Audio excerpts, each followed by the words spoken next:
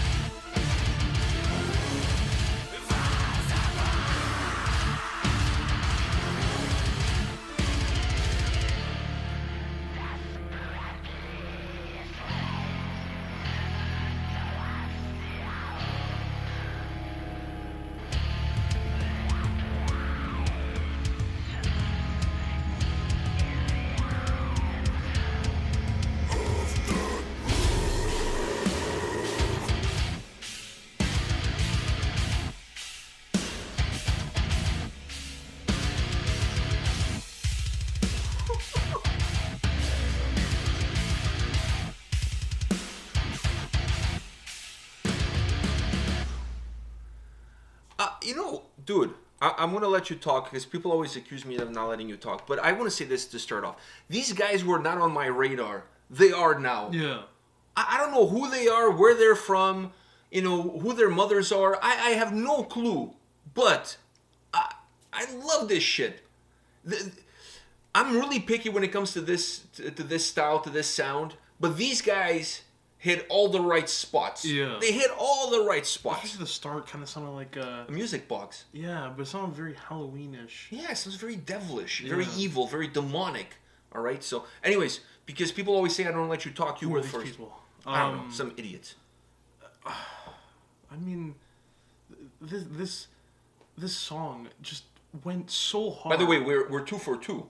We are 2 for 2. We're 2 for 2. We are definitely. When 2 was the for last 2. time we had a Monday that we were 2 for 2? I can't remember the I last can't time we had remember a either. Monday 2 for 2. But these guys, they check off all the right boxes. A big surprise because the way it started out in a way, okay, maybe metalcore, kind of starting out with the music box. I thought it would just be kind of like darkish metalcore, but it kind of gave me a lot right off the bat. It surprised me and you. Me and you were just stuck here, just looking at the video for like a minute. I was trying to collect. I was trying to gather my thoughts. Exactly, I'm trying to collect my thoughts because the song doesn't. It starts with that music box, right? It so that kind of gives you, for me, it gave me a little bit like a sinister vibe and whatever.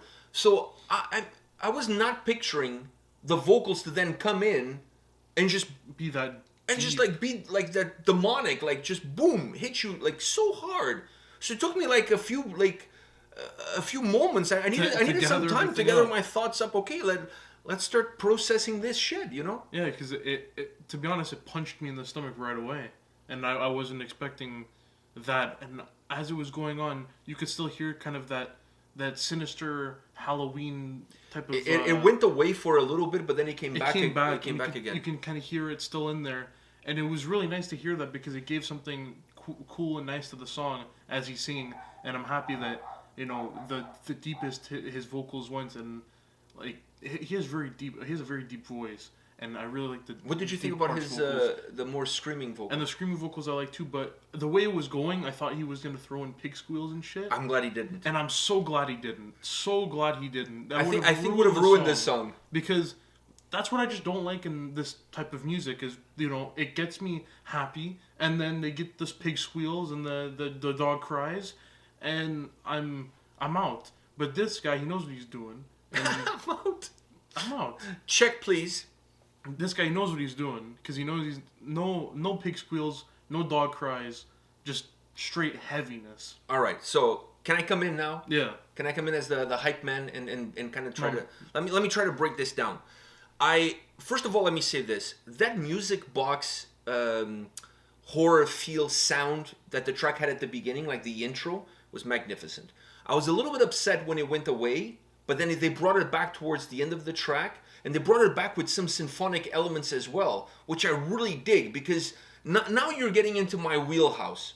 Not like for me, for songs that have this aroma, when you start to bring in some symphonic elements to kind of bring in some melody to kind of balance out with the heaviness that the track has, that's where I'm at. That's what I like. Right? So there was a part of the song where I was like, man, why did they take away that music box sound? Because it was so sinister. And if you have that just playing as a layer of the track in the background throughout the whole song, it would have been perfect. But you know what? They took it away, they brought it back, and when they brought it back, they brought the symphonic elements, the keyboard. It was incredible. I felt like, okay, you know what? Fine. I can move beyond that. I love it. So I love that layer that the sound has. Then let's get into the next step to me, which is the drums. Holy fucking Moses. The drums on this track were killer. And let me say this. Lately, I've been listening, I always listen to a lot of music because I do a lot of reviews. Yeah. But I'm starting to feel like there's this trend amongst drummers where when they're recording their drums, they're really recording the cymbals really high. So like when you're listening to the drums, the cymbals almost drown out everything else. So all you hear is the cymbals. And what that does to the sound overall, it flattens the sound. The sound doesn't have that oomph, that robustness. That bass, it's all taken away because all you hear is the splashing of the cymbals. In this song, all you hear is the bass. The drums come with power. You still hear the cymbals, but they're a little bit lower into the mix. I love that.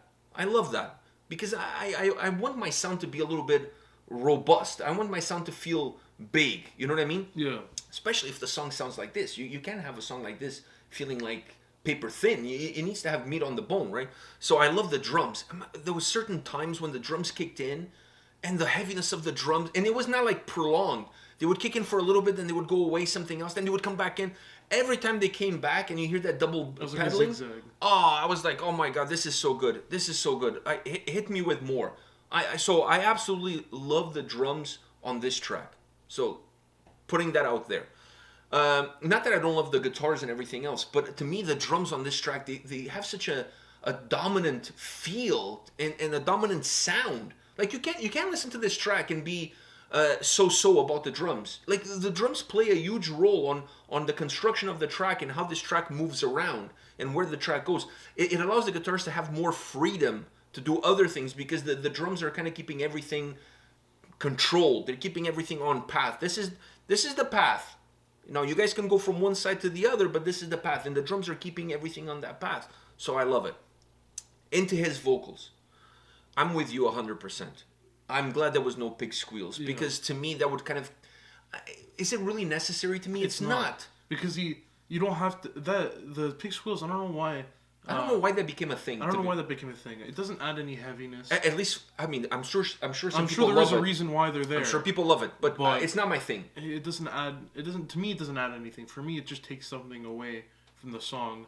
But it becomes a little bit cartoonish. Yeah, but he doesn't need it because his kind of gremlin vocals are awesome, but then his deep, harsh vocals are just so deep. Gremlin vocals. I was like, fuck, the gremlins talk like that? I don't know. Yeah, maybe they do. No, they don't. They don't even talk. Yeah, they make sounds. They make sounds and they say a word here and there. They're like our bird. All right. Anyways, but I get what you're saying. And so the vocals are nice and deep, like some like sinister shit coming from hell. And he can lighten those up and then bring them back down and then use those vocals. You have enough. You don't need to add. You have enough, and the music it needs to be really robust. And at the same time, I like the fact that the whole song feels controlled. It's like the whole song, there's a combustion happening, but the combustion is happening inside this container. So inside the container, everything is volatile, everything is going, but it's not going outside of it. And even with his vocals, the timing of using the harsh vocals and then coming in with those screaming vocals ever so often, but not prolonged, just enough to like change the dynamic of the song, change your perception, reset the track. It made his heavier vocals sound even heavier when they would come back again. Absolutely incredible. That part where he has the blood stuff, the black stuff coming out, and the vocals at that moment were killer. And it matched the whole thing. It matched the intensity that he had in his face. Now, totally metrosexual, what I'm going to say right now. The only thing this video could get any better is if the dude had no shirt on. Because I saw the tattoos on the neck. She wanted to see them more. I want to see, like, Alex Terrible. Yeah. Like the whole body full of tattoos and just like freaking like going nuts. To me, that's the only way this video could get any better if that happened. Totally metrosexual. But during the dripping parts from his mouth, he had like not the cartouche, but the metalcore, very long sweater. Yeah, and then he was like pounding on the ground, and his sweater was getting all dirty because it's like 2-3 sizes too big. But the sweater looked almost like one of those pirate ones. Look a little fluffy. Kinda. It wasn't your prototypical metalcore sweater where you go to the store and you're a medium and you buy a 4XL. It wasn't quite like that. But I see where you're coming from. Listen, the first song was great. The first video we did today was great. But this one is an absolute home run. This one hits it out of the park. Like I said, these guys were not on my radar before. They're on my radar now. I absolutely love the vocals. I love the drums. I love the sound, how robust it is, the symphonic elements, that music box, whatever that thing was, that evil thing that's like out of like The Omen. I absolutely, everything about this track, the video, look creepy as fuck with that mansion and the girls and everything. Everything, the whole package. It's the whole package. I love it. There's nothing else I can say. Wow, what a way to get this Monday going. Yeah, I mean, this was 2 great. for 2. 2 for 2 on Start Monday. off the week nice. Exactly. I'm happy. We're starting the week off. The week. We're one letter off from saying queef. Well, you said it for me. So, on that note, let's queef the fuck out of here. And we'll see you tomorrow at the next video. Take care, guys. See ya.